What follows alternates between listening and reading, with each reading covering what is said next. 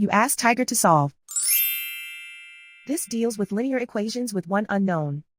The final result is d equals 2. Let's solve it step by step. Group all constants on the right side of the equation. Subtract 1 from both sides. Simplify the arithmetic.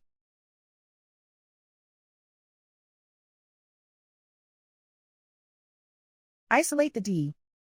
Divide both sides by 2. Simplify the fraction. Find the greatest common factor of the numerator and denominator. Factor out and cancel the greatest common factor. And so the final result is d equals 2.